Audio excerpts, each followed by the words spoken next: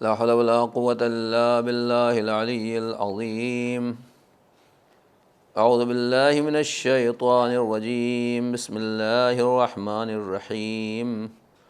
الحمد لله رب العالمين بارئ الخلائق أجمعين، ثم الصلاة والسلام على أشرف الأنبياء والمرسلين سيدنا ونبينا بالقاسم محمد وعلى آلہ الطیبین الطاہرین المعصومین المظلومین. اما بعد، الہی انطقنی بالہدی والہمنی التقوی.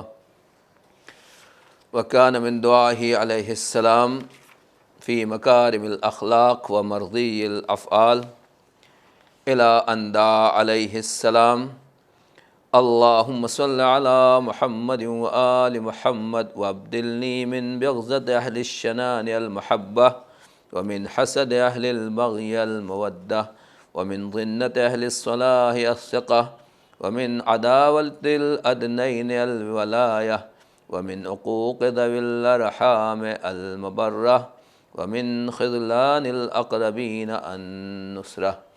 سلام ہو امام سجاد امام زین العابدین علیہ السلام پر کہ دعائے مکارم الاخلاق میں اللہ سے دعا مانگنے کا سلیقہ اور دنیا میں بلند ترین اخلاق کے ساتھ جینے کا طریقہ امام نے ہمیں اس دعا میں تعلیم دیا ہے. اور سلام ہو آپ اس دعا کے بہترین ناظرین اور سامعین کے اوپر. السلام علیکم ورحمۃ اللہ وبرکاتہ.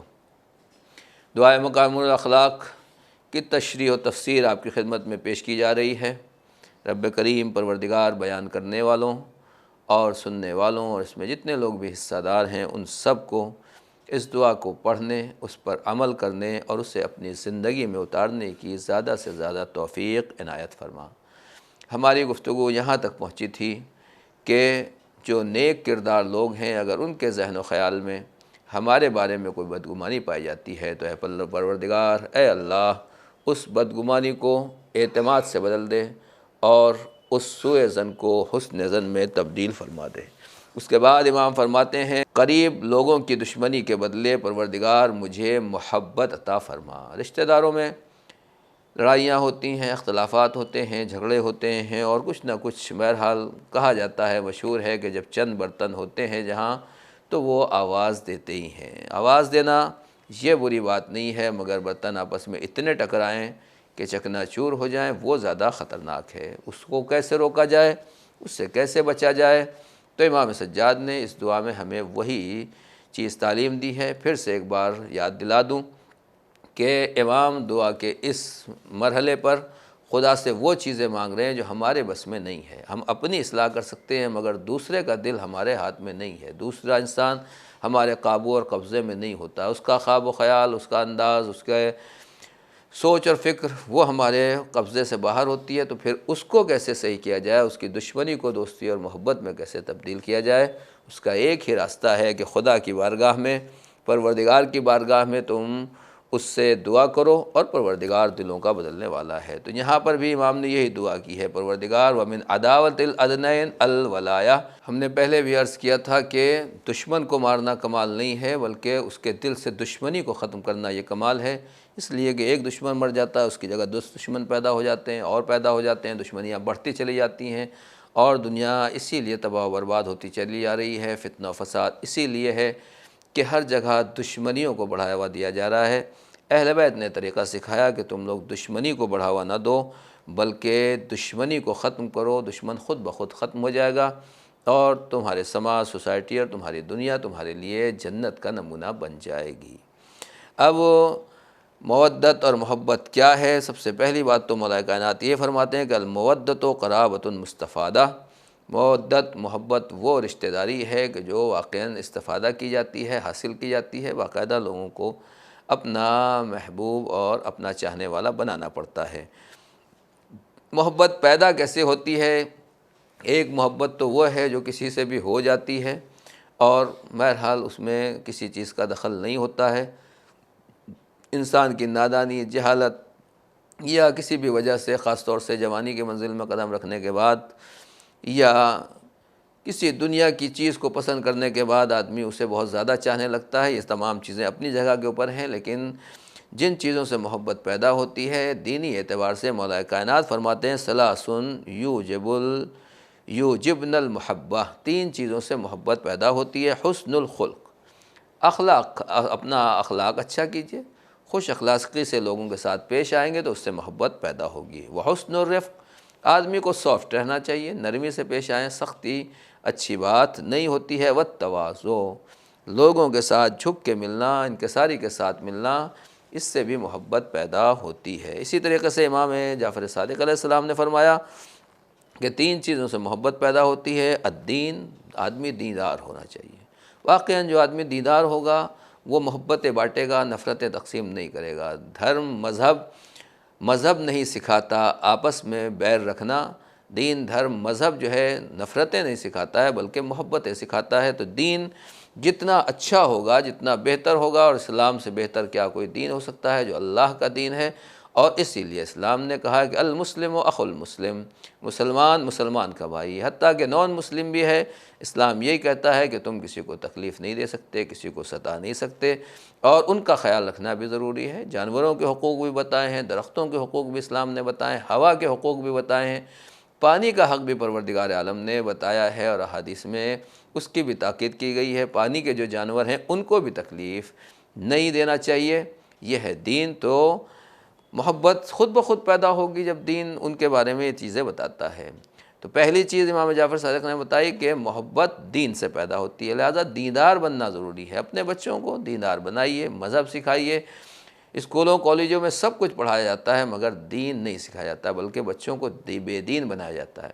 اور آپ دیکھ لیجئے، بات آگے نہ چلی جائے کہ جہاں سب کچھ پڑھنے کے بعد اگر دین نہیں ہے تو اس کے اندر محبت کا مادہ نہیں پایا جاتا۔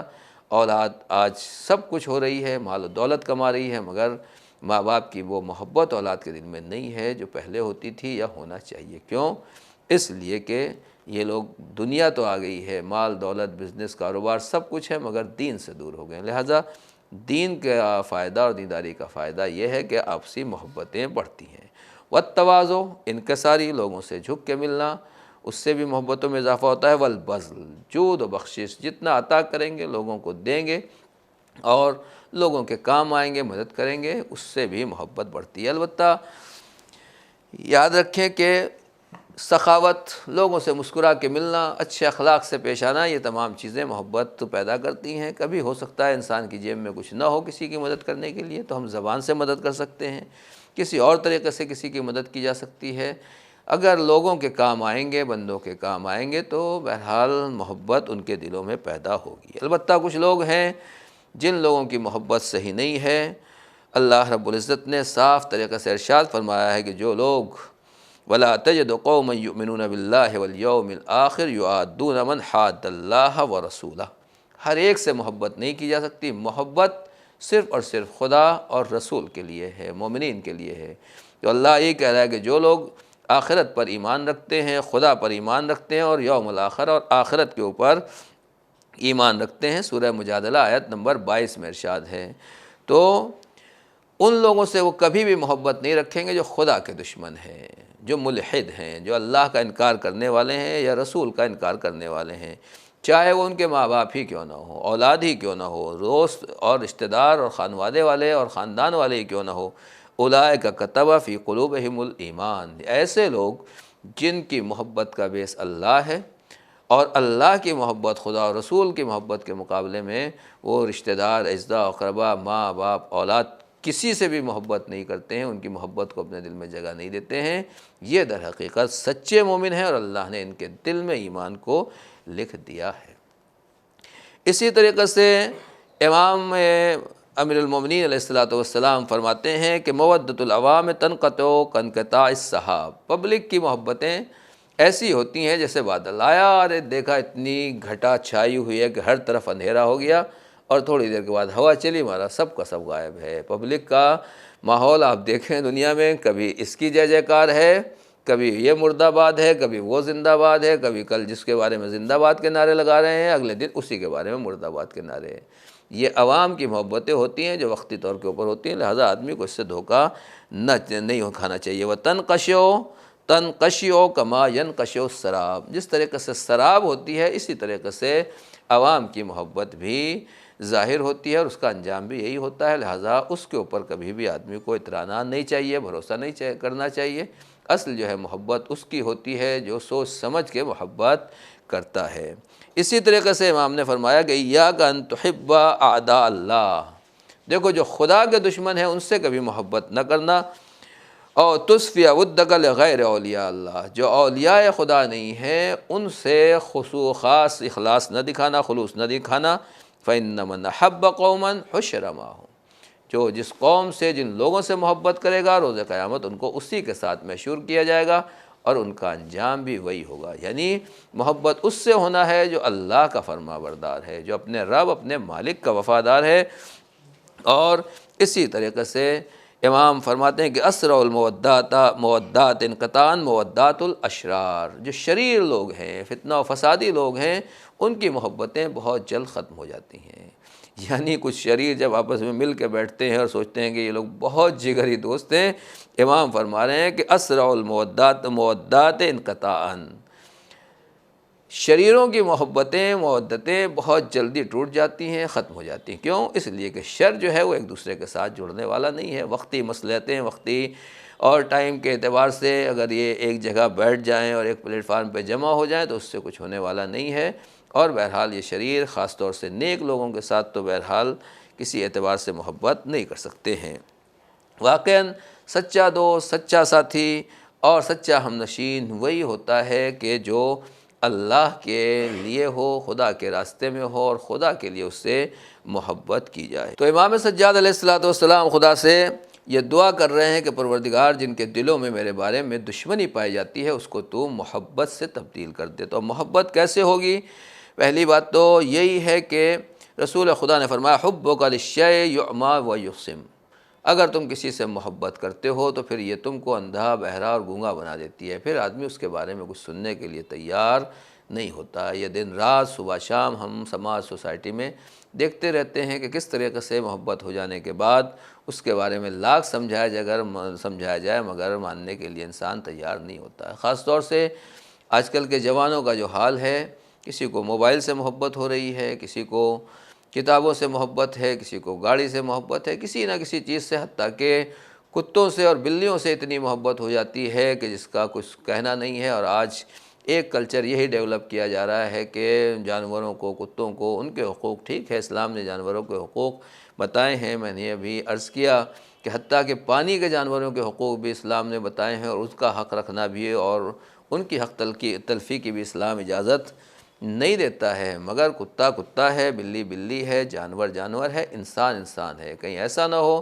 کہ ہم جانوروں کو بچانے کی فکر میں انسانوں کے حقوق کو ضائع کریں، اور حتیٰ کہ اپنے رشتہ داروں، فیملی اور خانوادوں کو، گھروں میں ایسی باتیں ہو جاتی ہیں کہ ایک جانور کے لیے اس طرح کی باتیں پیدا ہوتی ہیں۔ جانور کا حق دینا ضروری ہے مگر اس سے زیادہ حق بہرحال انسان کا ہوتا ہے۔ حدیث یہی کہتی ہے کہ اگر کسی چیز سے محبت ہو جاتی ہے تو یہ آدمی بہرا ہو جاتا ہے، یہ آدمی اندھا ہو جاتا ہے، اور واقعاً ایسی محبت خطرناک ہے، خاص طور سے ان چیزوں کی محبت جن کی کوئی حیثیت نہیں ہے اور جن کا ہماری زندگی میں کوئی کسی طرح کا دخل نہیں ہے۔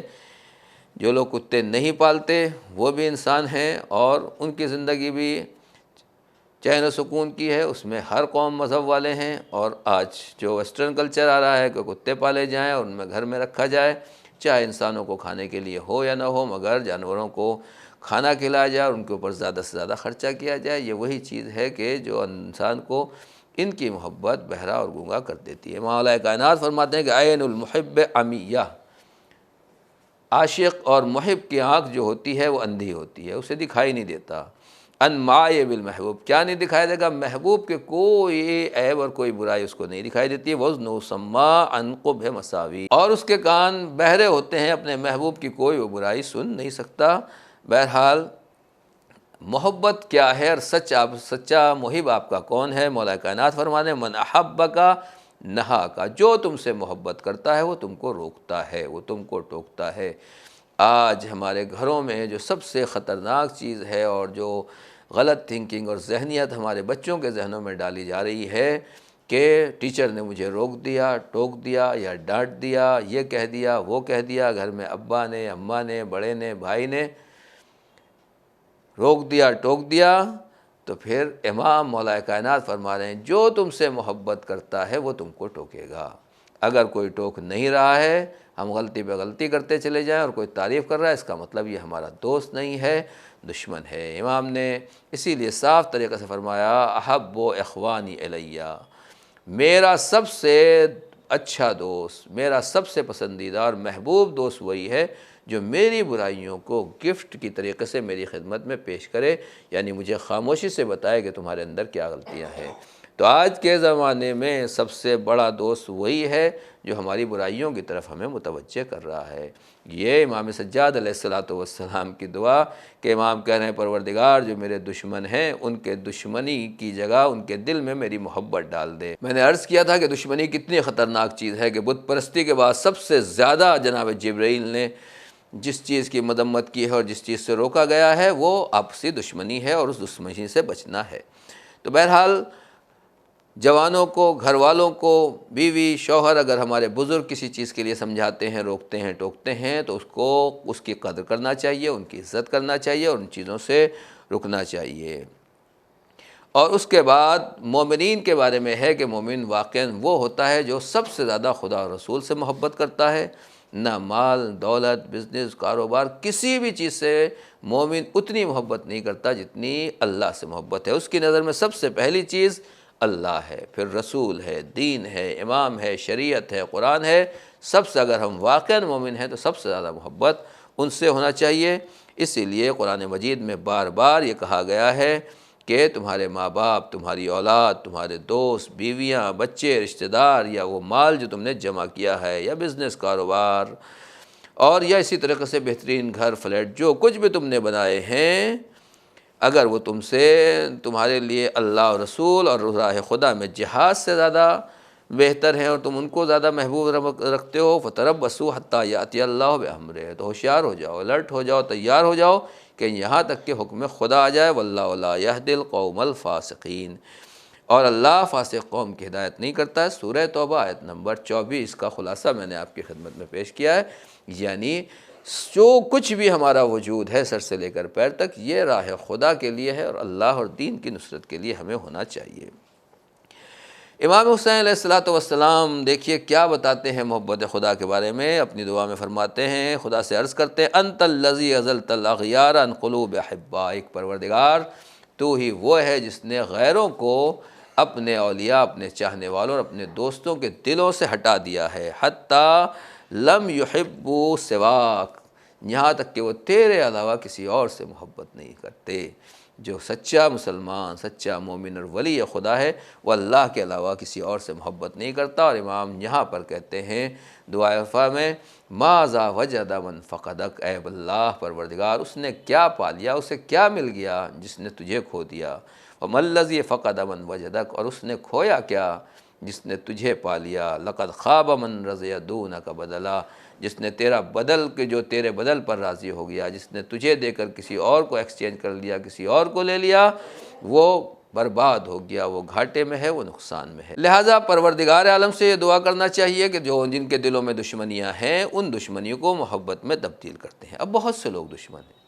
عزیزان گرامی، ہمیں امام نے کیا کہا، جس کے دل میں دشمنی ہمارے بارے میں پائی جاتی ہے اس دشمنی کو محبت میں تبدیل کر دے۔ اب بعض موقع ایسا ہوتا ہے کہ جہاں ہمارا سب سے بڑا دشمن خود خدا ہے، اللہ اکبر، خدا نخواستہ اگر ہم گناہ کریں، برائیاں کریں تو ہمارا گناہ، ہمارا دشمن خود پروردگار ہو جاتا ہے، اور اگر ہم نیک کام کرتے ہیں، اچھا کام کرتے ہیں تو ہمارا محب چاہنے والا پروردگار ہو جاتا ہے۔ تو اگر دشمنی ہے، خدا نخواستہ خدا ہم سے ناراض ہے تو اس کو خوش کرنا ضروری ہے۔ اب کن لوگوں سے اللہ راضی ہوتا ہے اور کن لوگوں سے اللہ محبت کرتا ہے، قرآن مجید نے تفصیل کے ساتھ ارشاد فرمایا ہے سورہ بقرہ میں آیت نمبر 195 اور 222 222، ارشاد ہے ان اللہ یحب المحسنین، اللہ نیکی کرنے والوں سے محبت کرتا ہے، ان اللہ یحب التوابین، اللہ توبہ کرنے والوں سے محبت کرتا ہے، وہ یحب المتطہرین، اور طہارت کرنے والوں سے توبہ کرتا ہے۔ یہ سورہ بقرہ 195 اور سورہ بقرہ 222۔ بلا من اوفی بعہدہ واتقی فإن اللہ یحب المتقین، جس نے بھی اپنے عہد کو پورا کیا اور تقوی الہی اختیار کیا تو اللہ متقین سے محبت کرتا ہے۔ یہ بھی سورہ آل عمران آیت نمبر 76، 146 اور 159 میں ہے۔ واللہ یحب الصابرین، اللہ صبر کرنے والوں سے محبت کرتا ہے۔ یہ بھی جو میں نے پہلا گزشتہ حوالہ دیا اس میں ان اللہ یحب المتوکلین، اللہ توکل اور بھروسہ کرنے والوں سے محبت کرتا ہے۔ یہ حوالے پہلے عرض کر چکا ہوں۔ ان اللہ یحب المقسطین، اللہ عدل و انصاف کرنے والوں سے محبت کرتا ہے۔ ان اللہ یحب الذین یقاتلون فی سبیلہ صفا کأنہم بنیان مرصوص، اللہ ان مجاہدین راہ خدا سے بھی محبت کرتا ہے جو اس کے راستے میں عدل و انصاف کو قائم کرنے کے لیے جو اس کے راستے میں ایک سیسا پلائی ہوئی صف کی طریقے سے، دیوار کی طریقے سے جہاد کرتے ہیں اور ڈٹے رہتے ہیں۔ یہ بھی سورہ صف آیت نمبر 4 میں ارشاد ہے۔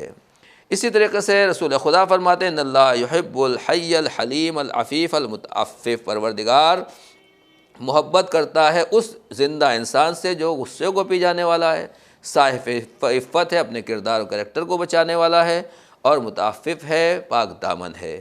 اسی طریقے سے امام فرماتے ہیں، امام زین العابدین، کہ اللہ کل قلب حزین، ہر غمزدہ دل سے محبت کرتا ہے اور عبد شکور سے محبت کرتا ہے۔ امام باقر فرماتے ہیں کہ اللہ اس انسان سے محبت کرتا ہے جو قوم میں جماعت میں جھگڑا نہیں کرتا اور اس کی فکر جو ہوتی ہے صحیح و سالم ہوتی ہے، صبر کے زیور سے آراستہ ہوتا ہے اور نماز اور صلاۃ ادا کرنے والا ہوتا ہے۔ کون لوگ ہیں جن سے اللہ محبت نہیں کرتا؟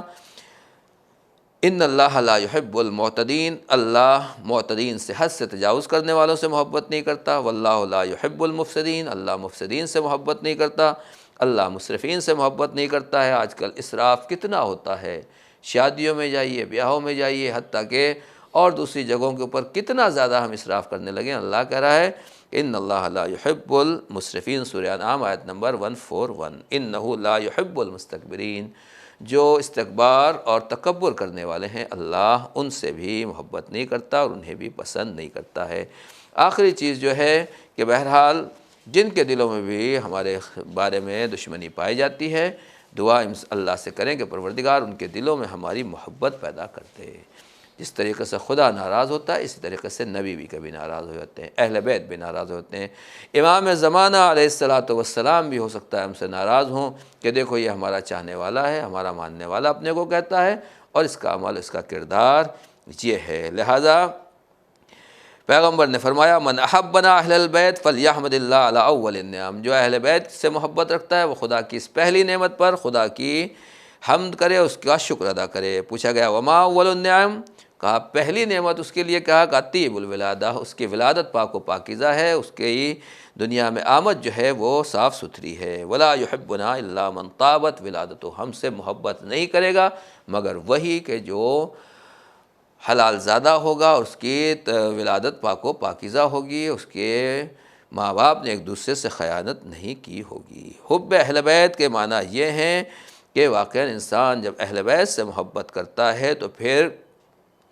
اسی اعتبار سے اپنے کردار اور اپنے کریکٹر کو بہتر سے بہتر بنائے۔ پیغمبر نے فرمایا کہ اللہ سے محبت کرو اس لیے کہ اس نے تمہیں نعمتیں دی ہیں اور وہ تمہیں غذا دیتا ہے، اور مجھ سے محبت کرو اللہ کی محبت کی بنا پر، اور میرے اہل بیت سے محبت کرو میری رشتہ داری اور میرے خاندان والے ہونے کی بنا پر۔ مختصر یہ کہ محبت اہل بیت کا ہمیں حکم دیا گیا ہے، اور امام ائمہ نے یہ بھی کہا ہے کہ جب اہل بیت کی محبت آ جائے تو تم پھر بلاؤں اور مصیبتوں کے لیے تیار رہو۔